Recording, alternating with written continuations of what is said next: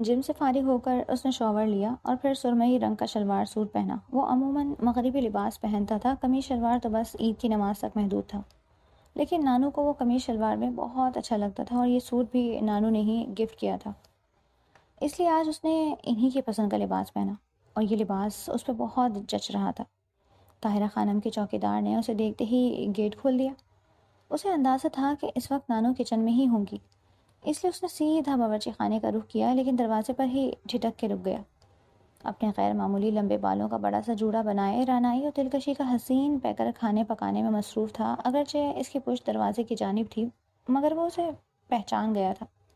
یہ لڑکی اس کے دل پر دستک دینے لگی تھی، وہ کسی مقناطیس کی طرح اس کی طرف کھینچا چلا آتا، مگر نہ جانے کیوں بات تلخی سے شروع ہو کر تلخی پر ہی ختم ہو جاتی تھی۔ وہ چند لمحے کچن کے دروازے پر کھڑا اسے دیکھتا رہا، جو ارد گرد سے بے خبر کھانا پکانے میں مصروف تھی۔ پکاتے پکاتے وہ اچانک ہی مڑی تو روحان کا ارتکاز ٹوٹ گیا۔ آپ یہاں کیا کر رہے ہیں؟ اس نے ناگواری سے پوچھا۔ ایک شریر لٹ اس کے گالوں کو چھو رہی تھی، آنکھ کی تپش نے چہرہ دکھا دیا۔ اسے گھریلو حلیے میں دیکھ کر روحان کے دل پر ایک قیامت سے گزری۔ یہی سوال میں تم سے کروں تو؟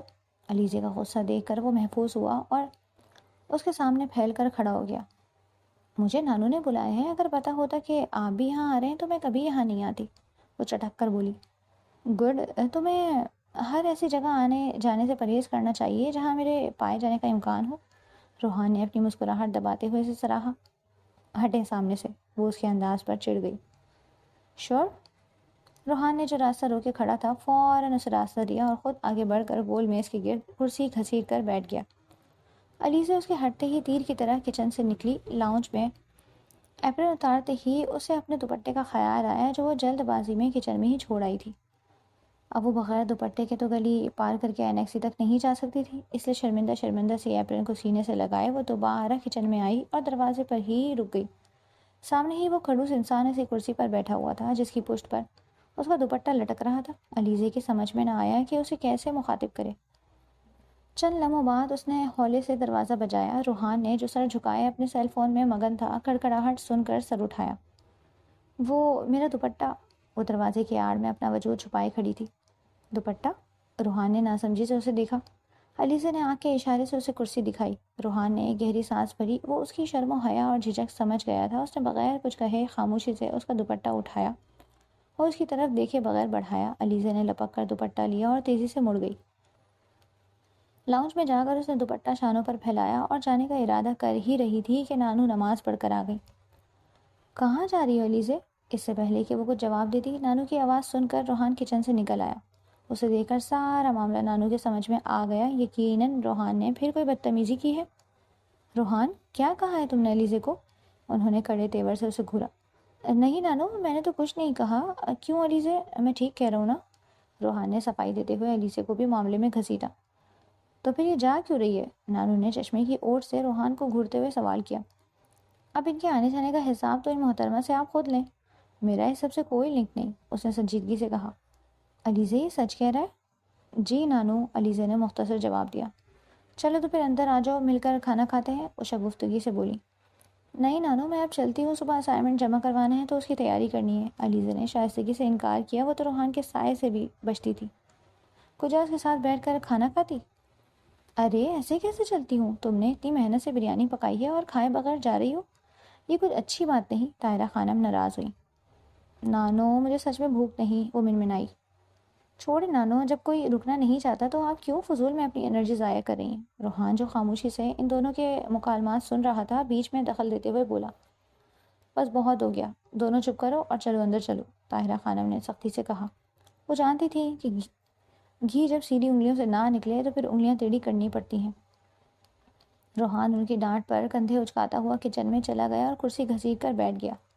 علیزہ کیا سوچ رہی ہو؟ اب چلو بھی، طاہرہ خانم نے اسے دھوکہ دیا اور اسے ساتھ چلنے کا اشارہ کیا۔ وہ خاموشی سے ان کے پیچھے چلتی ہوئی کچن میں آ گئی۔ طاہرہ خانم نے کھانا میز پر چن دیا اور تینوں خاموشی سے کھانے سے انصاف کرنے لگے۔ علیزہ بیٹی، آج تم میرے ہاتھ کی کافی پینا، کھانے سے فارغ ہو کر نانی نے کافی چڑھا دی۔ وہ جو جلد از جلد وہاں سے بھاگنے کے چکر میں تھی، مارے مروت کے چپ بیٹھی رہی۔ کافی تیار ہو گئی تو انہوں نے ٹرے علیزہ کو پکڑائی اور ان دونوں کو لاؤنج میں لے آئیں۔ کافی پیتے ہوئے روحان انہیں اپنے کانسرٹ کے بارے میں بتاتا رہا۔ علیزے بھی سنتی رہی اور کافی ختم کرتے ہی اٹھ کھڑی ہوئی۔ نانو اب میں چلتی ہوں۔ ارے بیٹی رات بہت ہو گئی، روحان کے ساتھ چلی جانا، طاہرہ خانم نے اسے روکا۔ اٹس اوکے نانو، میں چلی جاؤں گی، اس نے فوراً انکار کیا۔ رکو، رات بہت ہو گئی ہے، میں چھوڑ دیتا ہوں۔ روحان بھی اٹھ کھڑا ہوا۔ بہت شکریہ، آپ جائیں، مجھے جب جانا ہوگا میں خود ہی چلی جاؤں گی۔ وہ دھب سے نزدیکی صوفے پر بیٹھی۔ روحان نے خوخار نظروں سے اسے دیکھا جو ہر وقت اسے مشتعل کرنے پر تلی رہتی تھی۔ وہ اس قابل ہی نہیں تھی کہ اس کا خیال کیا جائے۔ اس نے اپنی مدد کرنے کے خیال پر لعنت بھیجی اور بغیر کچھ کہے باہر چلا گیا۔ طاہرہ خانم کی باری بین نگاہیں روحان کے تاثرات اور علیزے کا اکھڑ پر جان چکی تھی۔ کیا بات ہے علیزے، تمہارا دل ابھی تک روحان کی طرف سے صاف نہیں ہوا؟ مجھے اندازہ ہے کہ یہاں سب لوگوں نے تمہارے ساتھ کچھ اچھا سلوک روا نہیں رکھا، پر میری بچی، روحان ایسا نہیں ہے۔ لیکن یہ بات تم ابھی نہیں سمجھو گی۔ وہ بولتے بولتے خاموش ہو گئے۔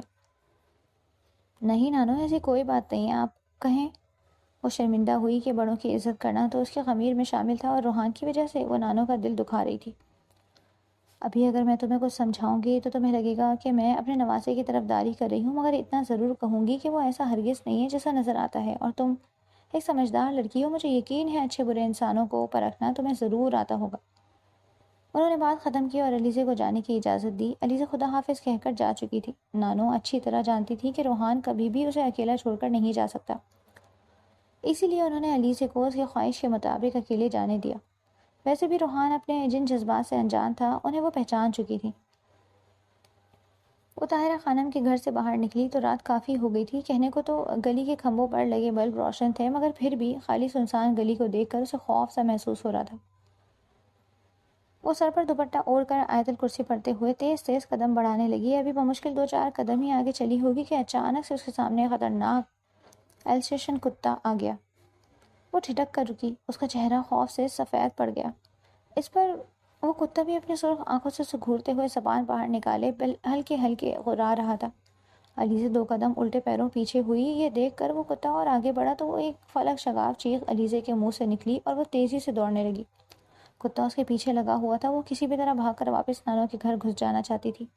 وہ دوڑتے ہوئے بدحواسی میں بڑے زور سے کسی سے ٹکرائی۔ اس کی آنکھوں کے آگے تارے ناچنے لگے۔ کیا ہوا؟ مانوس گمبھیر مردانہ آواز سن کر اس نے چونک کر سر اٹھایا اور سامنے کھڑے روحان کو دیکھ کر تیزی سے پیچھے ہٹی۔ What happened? روحان نے سختی سے پوچھا۔ وہ کتا ادھر۔ پھولے ہوئے سانس کے ساتھ علیزہ نے ہاتھ کے اشارے سے گلی کی طرف اشارہ کیا۔ تو روحان نے آئی بروز کھا کر پوچھا۔ وہ مجھے کتوں سے ڈر لگتا ہے، علیزہ نے روحان سے لہجے میں جواب دیا۔ اسے روحان کے آگے اپنے یوں بھیگی بلی بننے پر شرمندگی محسوس ہو رہی تھی، مگر یہ وقت بہادری دکھانے کا نہیں تھا۔ چلو، روحان نے ایک نظر اس کے گلابی دوپٹے کے حالے میں چمکتے ہوئے چہرے پر ڈالی جس پر خوف کی وجہ سے پسینے کے قطرے چمک رہے تھے۔ اس کا سرخ و سفید چہرہ اس وقت زرد پڑا ہوا تھا۔ وہ حد درجہ خوفزدہ تھی۔ روحان نے ایک گہری سانس بھری۔ سارے اختلافات ایک طرف، لیکن جو بھی ہو وہ اسے اس طرح ڈری سہمی ہوئی اچھی نہیں لگ رہی تھی، اس لیے اپنی انا کو پس پش ڈال کر اس نے علیزہ کو اپنے ساتھ چلنے کا اشارہ کیا۔ پریشان مت ہو، میرے ساتھ آؤ۔ نہیں، ادھر وہ کتا ہے، علیزہ نے صاف انکار کیا۔ او گاڈ، کس مصیبت میں پھنس گیا ہوں۔ روحان نے تب کر اسے دیکھا، پھر اپنا داہنا ہاتھ اس کے سمت بڑھایا۔ کم آن، ہولڈ مائی ہینڈ۔ میرے ہوتے ہوئے وہ کتا تمہیں کچھ نہیں کہے گا۔ وہ اس کے ہاتھ تھامنے کا منتظر تھا۔ علیزہ نے ایک نظر اپنے سامنے پھیلی ہوئی صاف شفاف مضبوط ہتھیلی کو دیکھا اور نظریں چرا گئی۔ اٹس اوکے، آپ چلیں، میں ساتھ چلتی ہوں۔ وہ اس کے ہاتھ کو نظر انداز کر کے اس کے آگے بڑھنے کا انتظار کرنے لگی۔ روحان نے اپنے پھیلے ہوئے ہاتھ کو سختی سے مٹھی بنا کر بھینچا۔ یہ لڑکی ایک بار پھر اس کی نفی کر کے ثابت کر گئی تھی کہ اسے روحان خانزادہ پر رتی برابر بھروسہ نہیں۔ وہ جبڑے بیچے آگے چلنے لگا۔ علیزہ سر جھکائے خاموشی سے اس کے ساتھ چل رہی تھی۔ گلی کے نکڑ پر پہنچتے ہی اسے وہ کتا نظر آیا اور وہ جلدی سے ڈر کے مارے روحان کا بازو دبوچ کر اس کی آڑ میں ہو گئی۔ اس وقت اس پر گدھے کو باپ بنانے والی مثال صادق آ رہی تھی۔ اب کیا ہوا؟ روحان نے طنزیہ انداز میں اس کے مومی ہاتھوں کی لرزش کو اپنے بازوؤں پر سختی سے محسوس ہوتے ہوئے پوچھا۔ وہ علیزہ کی سمجھ نہیں آ رہا تھا کہ کیا کہے، اور وہ چاہ کر بھی اس وقت اس کا ہاتھ چھوڑنا نہیں چاہتی تھی۔ علیزہ بی بی، اب کیا مجھ میں سرخاب کے پڑ لگ گئے ہیں جو آپ اس ناچیز کو پکڑے کھڑی ہیں؟ اس نے ایک بار پھر طنز کیا۔ آپ ایک نہایت ہی بدتمیز آدمی ہیں۔ علیزہ نے اس کا بازو اپنی نازک گرفت سے آزاد کیا۔ میں نہیں جانتا کہ تم نے کس بنا پر مجھے لوز کیریکٹر بدماش آوارہ سمجھا ہوا ہے، لیکن میری ایک بات کان کھول کر سن لو اور سمجھ لو، میں چاہے جتنا بھی برا ہی صحیح، لیکن میری تربیت میرے نانو اور ڈیڈی نے کی ہے۔ میں مسلمان ہوں، مجھے اپنی لمٹس پتہ ہیں، اور لڑکیوں سے تو مجھے ویسے بھی کوئی انٹرسٹ نہیں۔ اس لیے اگر تم اس خوش فہمی کا شکار ہو کہ میں تمہارے اس پہاڑی حسن سے گھائل ہو گیا ہوں یا تمہیں اپنی گرل فرینڈ بنانا چاہتا ہوں، تو تم غلط ہو۔ سچ تو یہ ہے کہ تم جیسی شکی مزاج لڑکی کو دیکھنا تو کجا، میں تو تمہاری آواز تک سننے کا رواداد نہیں۔ وہ جو بہت دیر سے اس کے ساتھ نرم رویہ اختیار کیے ہوئے تھا، اب ٹھیک ٹھاک تب کے بولا، آپ؟ اس کی اتنی خرخت باتیں سن کر علیزے کا لہجہ بھر گیا۔ وہ اپنے سرخ لبوں کو کاٹتے ہوئے آنسو روکنے کی کوشش کرنے لگی۔ اگر اسے کتوں سے اتنا ڈر نہ لگتا ہوتا تو وہ بھلا کہاں اس بدتمیز انسان کی اتنی باتیں سننے والی تھی۔ روحان نے ایک نظر اس کے لرزتے ہوئے وجود کو دیکھا، پھر آگے بڑھ کر زبردستی اس کا ہاتھ اپنی گرفت میں جکڑ کر اسے لیے آگے بڑھا۔ علیزہ نے خوف سے آنکھیں بند کر لی تھی۔ وہ اس کی شکل کو دیکھتے ہوئے بمشکل اپنے غصے کو ضبط کرتا ہوا گلی پار کر کے اپنے گھر کے سامنے پہنچ گیا۔ حمزہ شہباز ٹیبل پر رکھے لیمپ کی روشنی میں فائل کھولے بیٹھا تھا۔ وہ ایک مریض کی کیس ہسٹری پر کام کر رہا تھا، لیکن اس کا ذہن بار بار بھٹک کر علیزے کی سمت جا رہا تھا۔ فائل کے پیجز پر اسے علیزے کا چہرہ ابھرتا ہوا نظر آنے لگا۔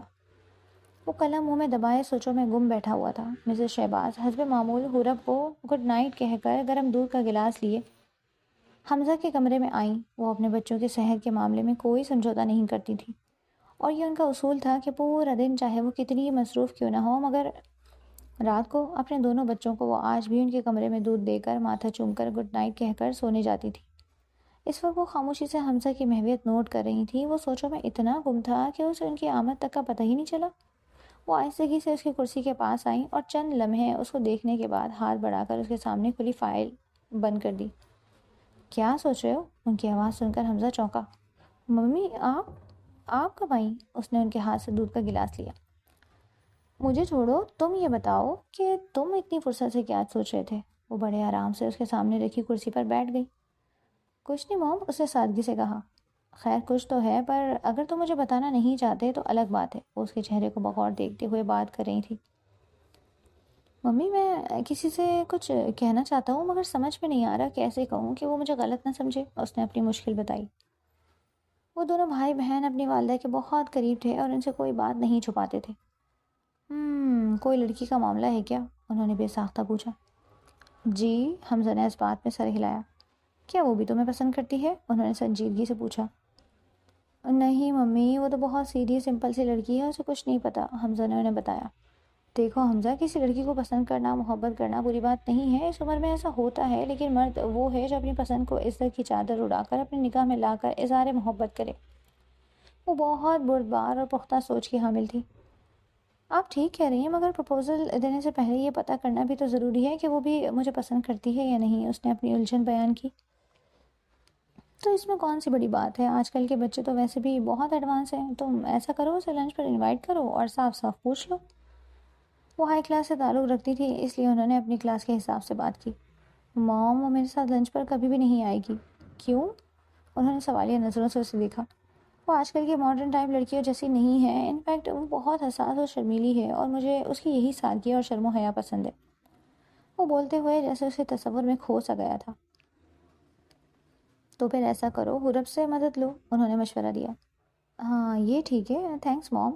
اسے ان کا آئیڈیا پسند آیا تھا۔ بس اب سونے کی کرو۔ وہ اس کا ماتھا چوم کر گڈ نائٹ بولتی ہوئی کمرے سے باہر نکل گئی۔ سلیمان صاحب اور شاہانہ بیگم ولیمے سے واپس آ رہے تھے۔ ان دونوں کا آج کا پورا دن ہی بہت مصروف گزرا تھا۔ روحان اور علیزے دونوں طاہرہ خانم کی طرف تھے۔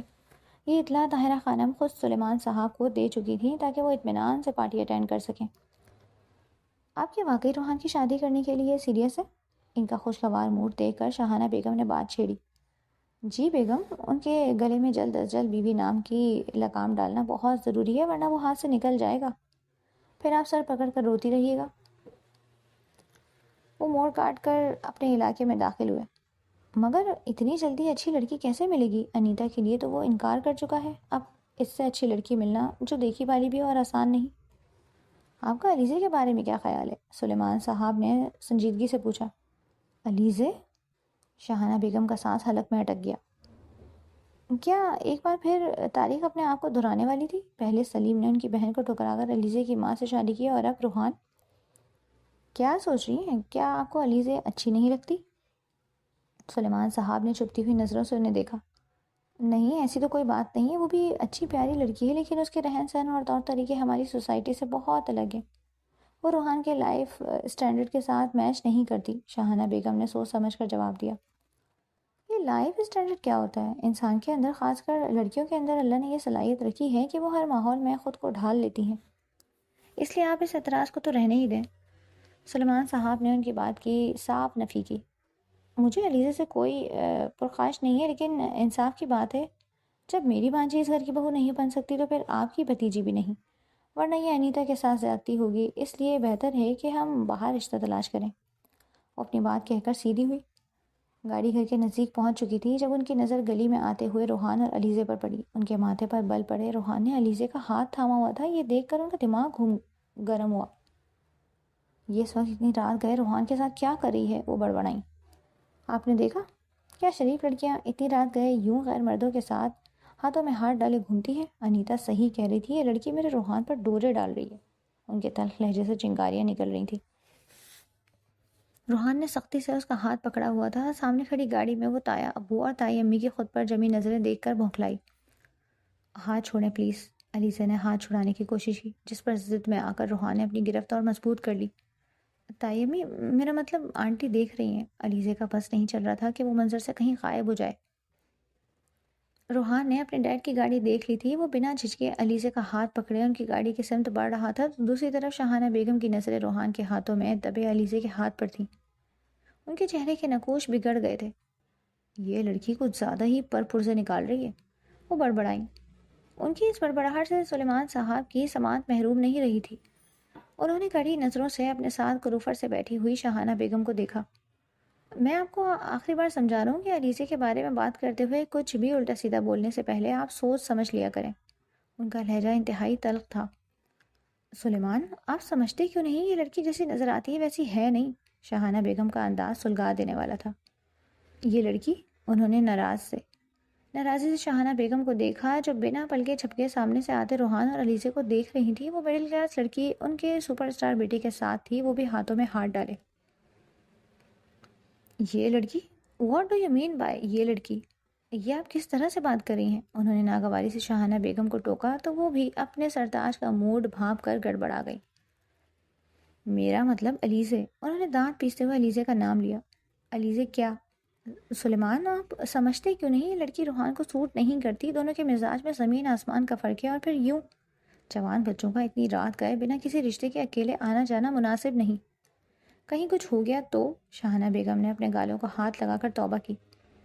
یوں ہاتھوں میں ہاتھ ڈال کر روحان کے ساتھ گھومنا تو دور کی بات، علیزہ کو تو اس کے آس پاس بھی نہیں بھٹکنا چاہیے۔ روحان ایک مشہور سیلیبریٹی ہے، خواہ مخواہ کوئی اسکینڈل بن گیا یا خدا نہ کرے کچھ ہو گیا تو یہ خود تو بدنام ہوگی، میرے بیٹے کو بھی بدنام کرے گی۔ اور انہوں نے ایک گہری نظر سلیمان صاحب پر ڈالی۔ اور کیا بیگم؟ بات مکمل کریں۔ سلیمان صاحب انتہائی سنجیدہ تھے۔ اور آپ اپنے بھائی سلیم کو کیا منہ دکھائیں گے؟ دیکھیں سلیمان، لڑکوں کا کچھ نہیں جاتا، لیکن لڑکیوں کی عزت کان سے بھی زیادہ نازک ہوتی ہے۔ اب اگر علیزہ کو اس کا احساس نہیں ہے تو ہم بڑے بھی آنکھیں بند کر لیں کیا؟ وہ بڑی چالاکی سے سلیمان صاحب کے کان بھر رہی تھی۔ اس سے پہلے کہ وہ کوئی جواب دیتے، روحان ان کے نزدیک آ گیا۔ ہائے ممی، ہائے ڈیڈ۔ اس نے گاڑی کے شیشے کو 2 انگلیوں سے کھٹکھٹایا۔ یہ آپ دونوں اتنی رات گئے گاڑی میں کیا مذاکرات کر رہے ہیں؟ وہ گاڑی کے اندر جھانکتے ہوئے مسکرا کر پوچھ رہا تھا۔ شاہانہ بیگم تو اس کے وجیحہ چہرے پر چھائی ہوئی مسکراہٹ دیکھ کر ہی حیران رہ گئی تھی۔ روحان اور مسکراہٹ؟ روحان بھلا کہاں مسکراتا تھا؟ انہوں نے کینہ تو اس نگاہوں سے روحان کے داہنے ہاتھ میں دبے علیزہ کے نازک ہاتھ کو دیکھا، جسے وہ چھڑانے کی مسلسل کوشش کر رہی تھی۔ تم اس وقت اتنی ٹھنڈ میں یہاں کیا کر رہے ہو؟ کیا تمہیں اپنی صحت کی پرواہ نہیں؟ سوچا بھی ہے اگر بیمار پڑ گئے تو تمہاری ساری ریکارڈنگز دری کی دری رہ جائیں گی؟ ان کے لہجے کی تلخی محسوس کر کے روحان نامحسوس انداز میں پیچھے ہٹا۔ روحان، تم ایک سیلیبریٹی ہو، کچھ تو اپنا اسٹینڈرڈ مینٹین کرو۔ ایسے ارے غیرے کے ساتھ گھومنا تمہیں سوٹ نہیں کرتا۔ انہوں نے زہر میں بجھا تیر علیزہ کی طرف پھینکا۔ شاہانہ بیگم، بچوں کو چھوڑیں، اپنے بارے میں سوچیں۔ اگر اتنی فکر کریں گی تو آپ کے خوبصورت چہرے پر جھریاں پڑ جائیں گی۔ چھوڑیں یہ سب اور اترنے کی کریں، یا رات یہیں گاڑی میں بتانے کا ارادہ ہے؟ سلیمان صاحب نے میٹھا طنزیہ لہجہ اختیار کیا تھا۔ وہ اپنی بات مکمل کر کے گاڑی سے اتر گئے تھے۔ علیزہ جو بہت دیر سے شاہانہ بیگم کی نفرت بھری نگاہیں برداشت کر رہی تھی، بالآخر اپنا ہاتھ چھڑانے میں کامیاب ہو گئی۔ اس نے دھیمے لہجے میں سلیمان صاحب کو سلام کیا اور تیزی سے چلتی ہوئی انیکسی کی طرف مڑ گئی۔ اسے علم نہیں تھا کہ سلیمان صاحب کی باریک بین نظروں سے اس کے ہاتھ چھڑانے کی جدوجہد ہرگز بھی چھپی نہیں ہوئی۔ مسلسل 4 گھنٹے کلاسز لینے کے بعد انہیں آدھے گھنٹے کا بریک ملا تھا۔ وہ تینوں فوراً کینٹین پہنچی تھی۔ مبارک ہو، ٹھیک 1 ماہ بعد ہمارا فائنل پروف ہے، پورب نے فائنل ٹیبل پر رکھی۔ ہاں یار، دیکھو تو کل کی بات لگتی ہے جب ہم کالج آئے تھے، پتہ ہی نہیں چلا وقت کے گزرنے کا۔ اب تو ہم بھی سینئر کہلائیں گے، ماہی مسکرائی۔ واقعی وقت بہت تیزی سے گزرا تھا اور فائنل سیمسٹر ان کے سروں پر آ گیا۔ محترمہ ڈاکٹر علیزہ صاحبہ، آپ کچھ نہیں کہیں گی، پورب نے خاموش بیٹھی علیزہ کو چھیڑا۔ اب بھلا وہ انہیں کیا بتاتی کہ اس سال کا ایک ایک دن اس نے کتنی مشکلوں سے کاٹا تھا، اپنے ماں باپ کی لاڈلی بیٹی جس کے پورے گاؤں میں ہر کوئی عزت کرتا تھا، یہاں اس شہر میں اس کے کردار کو اس کی اپنی ہی تایمی مشکوک بنانے پر تلی ہوئی تھی۔ اوپر سے روحان جیسے مغرور گھمنڈی انسان نے اس کا جینا حرام کیا ہوا تھا۔ وہ تو گن گن کر دن گزار رہی تھی۔ وہ چپ بیٹھی رہی تو ماہی نے اسے دوبارہ مخاطب کیا۔ کچھ تو بولو خاموش خانم، اچھا بتاؤ چائے کے ساتھ کیا لوگی؟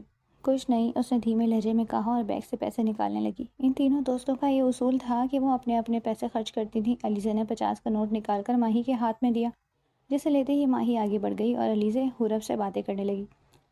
2 چائے، 1 کافی، 3 سموسے اور 1 پلیٹ چاٹ۔ ماہی انگلیوں پر حساب کرتی ہوئی کاؤنٹر کی طرف جا رہی تھی کہ اچانک راستے میں پڑے پتھر سے اسے ٹھوکر لگی۔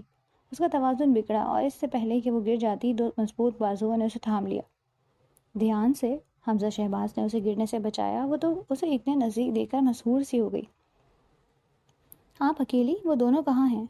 پینٹ شرٹ میں ملبوس، ایک بازو پر سفید کوٹ ڈالے، وہ بھری ہوئی کینٹین میں چاروں جانب نظریں دوڑاتا ہوا پوچھ رہا تھا۔ آج آرڈر لانے کی باری میری ہے، وہ دونوں ادھر پیچھے بیٹھی ہیں۔ ماہی نے سادہ سے لہجے میں اسے اپنی اکیلے ہونے کی وجہ بتائی۔ یہاں بہت رش ہے، آپ اپنی دوستوں کے پاس جائیں، آرڈر میں لے کر آتا ہوں۔ حمزہ شہباز کا دل علیزہ کو دیکھنے کے لیے مچلا۔ یہ پیسے، ماہی نے مٹھی میں بند پیسے اس کی سمت بڑھائے۔ اب میں آپ سے پیسے لوں گا کیا؟ وہ خفا ہوا۔ جائیں آپ، میں آرڈر کر کے آتا ہوں۔ اس کے کہنے پر ماہی نے سر ہلایا۔ وہ آگے بڑھ گیا اور ماہی اس کے قدموں کے نشان دیکھتی رہی۔ حمزہ شہباز کا ایک ایک قدم اس کے دل پر پڑ رہا تھا۔ وہ تو پہلے دن سے ہی اپنی نرم مزاجی کی وجہ سے اسے پسند آ چکا تھا، لیکن وہ مشرقی بیٹی اپنے جذبات چھپائے ہوئے اچھے وقت کے انتظار میں تھی۔ سلطان خانزادہ صاحب کو گزرے عرصہ ہو گیا تھا، لیکن ان کی کمی آج بھی طاہرہ خانم کو محسوس ہوتی تھی۔ ہر سال وہ اپنے مرحوم شوہر کے جنم دن پر سب کو ڈنر کرواتی تھی۔ اسی سلسلے میں طاہرہ خانم نے آج سب کو کھانے کی دعوت دی۔ ان کا ارادہ سب کے ساتھ شہر کے مشہور ریسٹورنٹ باربیکیو ٹونائٹ پر ڈنر کرنے کا تھا۔ علیزہ نے تو اپنے امتحانات کا بتا کر ان سے شائستگی سے معذرت کر لی تھی۔ وہ اب شاہانہ بیگم کا سامنا کم سے کم کرنا چاہتی تھی۔ جب دل نہ ملتے ہوں تو منظر سے ہٹ جانے میں ہی بھلائی ہوتی ہے۔ طاہرہ خانم اس کے انکار کو بہت حد تک سمجھ چکی تھی، اس لیے انہوں نے زیادہ اصرار نہیں کیا۔ شاہانہ بیگم نیکسٹ سے تیار کاسنی رنگ کی جارجٹ کی ساڑی میں ملبوس، بالوں کا جوڑا بنائے اپنی گھڑی کے اسٹریپ بند کرتی ہوئی انیتا کے کمرے میں داخل ہوئی تو پورا کمرہ خوشبو سے مہک اٹھا۔ خوشبو میں بسی شاہانہ بیگم اسے بے وقت بستر پر لیٹا ہوا دیکھ کر چونک گئی۔ انیتا آج کل یونیورسٹی سے آنے کے بعد سارا وقت اپنے کمرے میں ہی گزارنے لگی تھی۔ اس کی زبان پر دوبارہ غلطی سے بھی روحان کا نام نہیں آیا۔ شاید نانو کے سمجھانے کا اثر تھا یا پھر روحان کے انکار نے اس کی نسوانی انا کو ٹھیس پہنچائی تھی۔ جو بھی تھا وہ خاموش ہو گئی تھی۔ اس کی یہ اداسی اور خاموشی شاہانہ بیگم کو بہت کچھ سمجھا رہی تھی، پر وہ بھی مجبور تھی، چاہ کر بھی وہ کچھ نہیں کر سکتی تھی۔ شاہانہ بیگم نے کمرے کی بتی جلائی۔ کیا بات ہے انیتا، ایسے بے وقت کیوں لیٹی ہو؟ تمہاری طبیعت تو ٹھیک ہے؟ انہوں نے اس کے سراہ پہ سرہانے بیٹھتے ہوئے بڑے پیار سے اس کے ماتھے پر سے بال ہٹائے۔ آنی سونے دیں پلیز، وہ منہ بسوڑتے ہوئے بولی۔ جلدی اٹھو اور ریڈی ہو جاؤ ورنہ لیٹ ہونے پر تمہاری نانو ناراض ہو جائیں گی۔ انہوں نے اس پر سے کمبل کھینچا۔ چلو اٹھو، شاور لو، میں تب تک تمہارے کپڑے سلیکٹ کرتی ہوں، وہ مصروف انداز میں بولتی ہوئی اس کی الماری کی طرف بڑھی۔ آنی پلیز مجھے میرے حال پر چھوڑ دیں، مجھے نہیں جانا کہیں بھی، وہ تلخی سے بولتی ہوئی دوبارہ کمبل اوڑھ کر لیٹ گئی۔ انیتا، انہوں نے سختی سے اسے پکارا تو وہ زچ ہوتی ہوئی بستر چھوڑ کر کھڑی ہوئی۔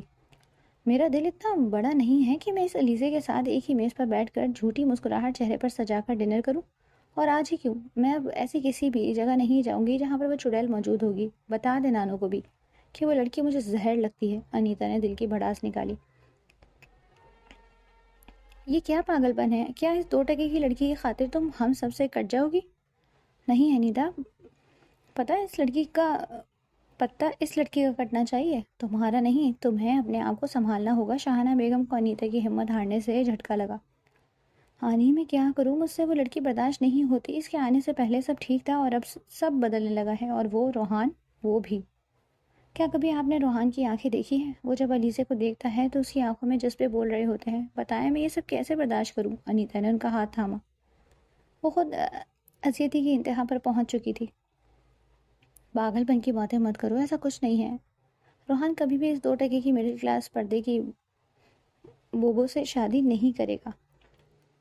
وہ انیتا سے زیادہ خود کو یقین دلا رہی تھی۔ یاد رکھیے گا، آپ نے مجھ سے وعدہ کیا ہے کہ چاہے کچھ بھی ہو جائے اس گھر میں علیزے بہو بن کر کبھی بھی نہیں آئے گی۔ انیتا نے انہیں ان کا وعدہ یاد دلایا جو الماری سے اس کے لیے سوٹ نکال چکی تھی۔ تم فکر مت کرو، ایسا کبھی نہیں ہوگا۔ چلو اب یہ کپڑے بدل کر آؤ۔ انہوں نے ایک سوٹ انیتا کی طرف بڑھایا۔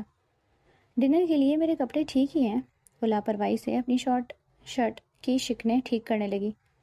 اوف انیتا، تمہیں کب عقل آئے گی؟ وہاں روحان بھی آ رہا ہے اور اسے دیکھ کر کئی اخبار والے آ جاتے ہیں، اس کے فین جمع ہو جاتے ہیں، اور میں چاہتی ہوں آج تم اس کے سامنے اس کی ٹکر کی سب سے بیسٹ لگو۔ انہوں نے اسے سمجھایا۔ کیا فائدہ ہے سب کا؟ وہ تو مجھ پر ایک نظر تک نہیں ڈالتا، اور آپ؟ اس کا زخمی لہجہ سن کر وہ چپ کی چپ رہ گئی۔ ہلکے پھلکے لباس میں اپنے شولڈر کٹ بالوں کی اونچی پونی بنائے حورب بستر پر نیم دراز ہو کر کتاب پڑھ رہی تھی کہ حمزہ شہباز کھنگارتے ہوئے کمرے میں داخل ہوا۔ او حمزہ بھائی آپ؟ وہ تیزی سے سیدھی ہوئی۔ آپ کی تو آج ہاسپٹل میں ڈیوٹی تھی نا؟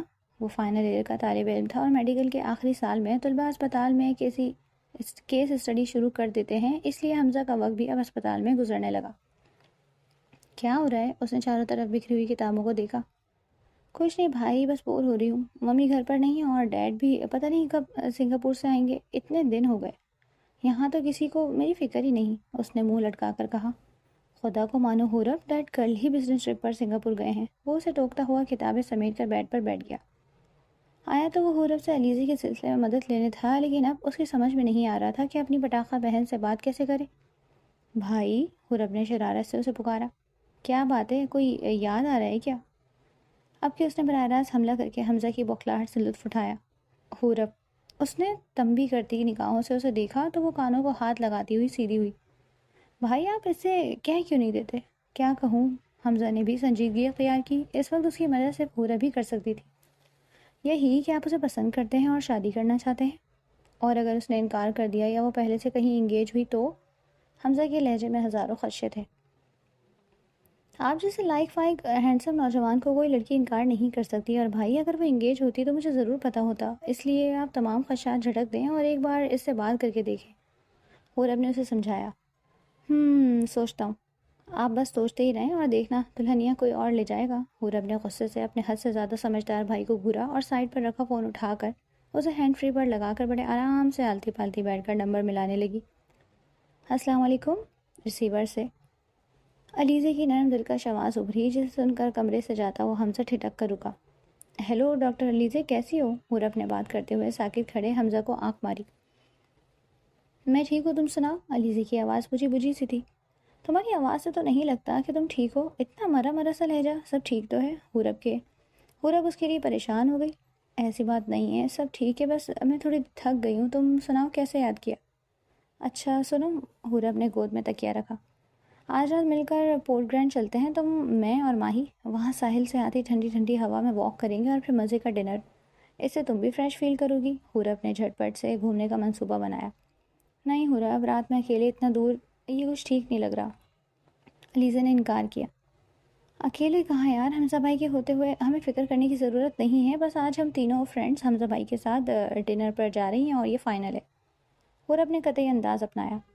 ارے نہیں حورب پلیز، میں نہیں آ سکتی۔ علیزے اس کی بات سن کر گھبرا گئی۔ پہلے ہی شاہانہ بیگم اسے غلط سمجھتی تھی، اور اگر وہ اسے حمزہ کے ساتھ دیکھ لیتی تو انہیں اس کے کردار پر مزید انگلیاں اٹھانے کا موقع مل جاتا، اور یوں بھی حمزہ شہباز کی موجودگی میں رات گئے ڈنر کرنا اسے مناسب نہیں لگ رہا تھا۔ علیزے پلیز میرا پروگرام خراب مت کرو، پتہ ہے نا کتنے دنوں سے ہم تینوں پورٹ گرینڈ دیکھنے کا منصوبہ بنا رہے تھے، لیکن ہم لڑکیوں کو رات کو اکیلے جانے کی اجازت نہیں مل رہی تھی۔ اب میں نے اتنی مشکلوں سے حمزہ بھائی کو پکڑا ہے تو تم نخرے دکھا رہی ہو؟ حورب خفا ہو کر بولی۔ میں ہرگز نخرے نہیں دکھا رہی، دیکھو اف خدا، اب میں تمہیں کیسے بتاؤں، وہ پریشان ہوئی۔ اب وہ اسے کیسے سمجھاتی کہ اس کی کیا کیا مجبوریاں ہیں؟ اگر وہ اپنے گھر میں اپنے والدین کے ساتھ رہ رہی ہوتی تو تب تو دوسری بات تھی، مگر یہاں اسے یہ قدم پھونک پھونک کر رکھنا تھا۔ وہ رشتوں کے درمیان رہ کر بھی تنہا تھی، کوئی اس کی پشت پناہی کرنے والا نہیں تھا۔ اچھا ناراض نہ ہو، علیزے نے مفاہمانہ انداز اختیار کیا۔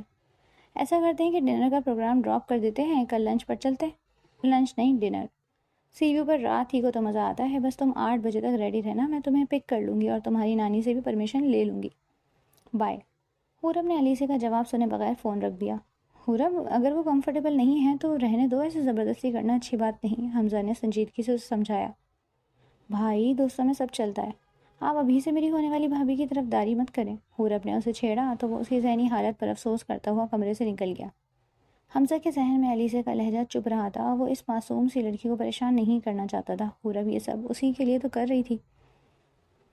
کچھ سوچ کر وہ واپس حورب کے کمرے میں آیا، وہ شاید واش روم میں تھی۔ حمزہ نے حورب کا فون اٹھا کر کانٹیکٹ لسٹ نکالی اور علیزے کا نمبر نوٹ کر کے خاموشی سے پلٹ گیا۔ اس کا ارادہ علیزے کو فون کر کے منع کر دینے کا تھا تاکہ وہ سادہ سی لڑکی پریشان نہ ہو۔ روحان اسٹوڈیو سے فارغ ہو کر شام ڈھلے سیدھا طاہرہ خانم کے پاس آیا۔ طاہرہ خانم ہر سال نومبر کے مہینے میں اپنی بیٹی کی پوری فیملی کو ایک شاندار سا ڈنر باہر کسی بھی اچھے سے ریسٹورنٹ میں کرواتی تھی۔ روحان کا ارادہ انہیں اپنی گاڑی میں لے جانے کا تھا، اس لیے گھر جانے کے بجائے وہ سیدھا نانو کے پاس گیا اور وہ اس وقت کسی سے فون پر بات کر رہی تھی۔ وہ اشارے سے انہیں سلام کرتا ہوا وہیں صوفے پر لیٹ گیا۔ تھک گئے؟ طاہرہ خانم نے فون بند کر کے اس کی طرف دیکھا۔ آپ بتائیں، کس سے بات کر رہی تھی؟ اس نے مسکراتے ہوئے پوچھا۔ علیزی کی دوست کا فون تھا، آج ان بچیوں کا ڈنر کا پروگرام ہے، اس لیے وہ اجازت مانگ رہی ہے۔ ان کی بات سن کر وہ سیدھا ہو کر بیٹھ گیا۔ آپ نے بتایا نہیں کہ آج ہمارا فیملی ڈنر ہے، نانا کی برتھ ڈے ہے، وہ ایسے کیسے ان کے ساتھ جا سکتی ہے؟ علیزہ ہمارے ساتھ ڈنر پر نہیں جا رہی، اس کے امتحان سر پر ہیں، انہوں نے رسان سے اس سر پھرے کو جواب دیا۔ تو پھر اس کی فرینڈز آپ کو کیوں فون کر کے اجازت مانگ رہی تھی؟ وہ آئیبرو اچکا کر سنجیدگی سے سوال کر رہا تھا۔ دوستوں میں ایسے پروگرام بنتے رہتے ہیں، اور اس بچی کو کیا پتا تھا کہ ہمارے یہاں اس تاریخ کو ڈنر ہوتا ہے؟ بنا لیا ہوگا پروگرام، اس میں کون سی بڑی بات ہے؟ طاہرہ خانم نے گہری نظر سے اپنے اکھڑ مزاج نواسے کو دیکھا۔ نانو، ہمارے خاندان کی لڑکیاں کب سے اکیلے ہوٹلنگ کے پروگرام بنانے لگی؟ آپ اسے سمجھا دیں، پڑھنے آئیے تو بہتر ہے صرف پڑھائی پر توجہ دے۔ اس کے چہرے پر ناگواری چھائی ہوئی تھی، بھوری آنکھوں سے برہمی چھلک رہی تھی۔ بیٹا، وہ اکیلی تھوڑی جا رہی ہے، حورب کا بھائی ان لڑکیوں کو لے کر جائے گا۔ خیر، میں نے کہہ دیا ہے کہ وہ مان جائے تو لے جانا، پر زبردستی مت کرنا۔ وہ اینک درست کرتی ہوئی کھڑی ہو گئی۔ تم تھوڑی دیر آرام کر لو، میں تیار ہو جاؤں، پھر 1 گھنٹے تک نکلتے ہیں۔ جی نانو، اس نے اس بات میں سر ہلایا، مگر اب آرام کہاں؟ اس کا ارادہ انیکسی میں جا کر علیزی کی خبر لینے کا تھا۔ نانو کس قدر اس بے حس لڑکی کا خیال رکھتی تھی، اور اس نے انہیں ڈنر کے لیے منع کر دیا۔ یہ انکار روحان کو ہضم نہیں ہو رہا تھا۔ وہ اپنے گھر کے گیراج میں گاڑی پارک کر کے انیکسی کی طرف بڑھا۔ دروازہ کھلا ہوا تھا، اس نے اندر آ کر دروازہ بند کیا اور سیدھا علیزی کے کمرے میں پہنچا۔ وہ سامنے ہی نماز ادا کر رہی تھی۔ روحان ایک نظر اس پر ڈال کر اس کے فارغ ہونے کا انتظار کر رہا تھا کہ علیزی کا سیل فون بج اٹھا۔ روحان نے آگے بڑھ کر تپائی پر رکھا سیل اٹھایا اور کال ریسیو کی۔ یہ ایک انتہائی غیر اخلاقی حرکت تھی، لیکن پتہ نہیں کیوں علیزے کے معاملے میں وہ سارے اصول بھول جاتا۔ Alizeh, it's me Hamza, doctor حمزہ شہباز۔ روحان کے کانوں سے حمزہ کی آواز ٹکرائی تو اس کے چہرے کے عضلات تن گئے۔